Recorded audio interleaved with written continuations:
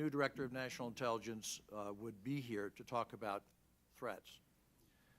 It took 3 months for the Senate and the House to pass separate intelligence bills. It's not really very much time. And then resolve a multitude of differences in conference and bill signing ceremony. And the position of Director of National Intelligence remains vacant, not even a person nominated. To me, this is unacceptable. It's unacceptable the administration has not shown the same. Number two, it may be only a matter of time before al-Qaida or other group attempts to use chemical, biological, radiological, or nuclear weapons. We must focus on that. Used to achieve a nuclear weapon. We do not have transparency. In parallel, Iran continues its pursuit. Islamic extremists are exploiting the Iraqi conflict to recruit new anti-U.S. jihadists. Those jihadists who survive will leave Iraq experienced and focused on acts of urban terrorism. They represent a potential pool of context to build transnational terrorist cells, groups, and networks in Saudi Arabia, Jordan, and other countries. Zarqawi has sought to bring about the final victory of Islam over the West in his version of it, and he hopes to establish a safe haven in Iraq from which his group could operate against the, quote, infidel Western nations, the Opa-state Muslim governments. But we're more concerned about the dual-use nature of the technology. Of having a nation with... The plan for Afghanistan is on track as well.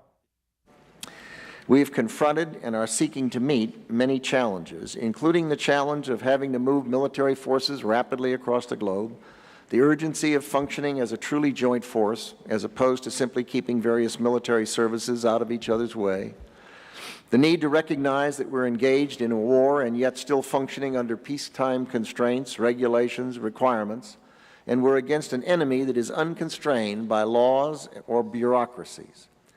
And finally, the need to adjust to a world where the threat is not from one superpower, but from rogue regimes and extremist cells that can work together, share information, and proliferate lethal capabilities. Watch what they do and adapt to what they do. But the United States can't win this global struggle alone. Clearly, it will take cooperation among a great many nations to stop weapons proliferation, for example. It takes a great many nations working together to locate and dismantle global extremist cells. It takes a great many nations to gather and share the intelligence that's crucial to stopping future attacks. Our friends and allies are increasingly aware that the danger confronting America is at their doorsteps as well, as underscored by attacks in Madrid,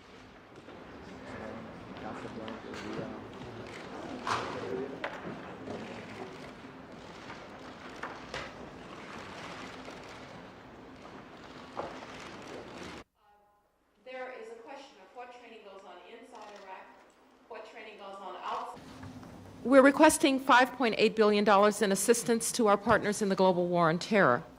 And in the supplemental, $750 million is there to support our coalition partners, including those who are standing with us in Afghanistan and Iraq. I'm sure that the members of this committee will agree that when they engage effectively, multilateral institutions can multiply our strength as freedom-loving nations. And so we are requesting $1.2 billion for U.S. obligations to international organizations, including to the United Nations, and $1 billion to pay projected U.S. assessments for UN peacekeeping missions.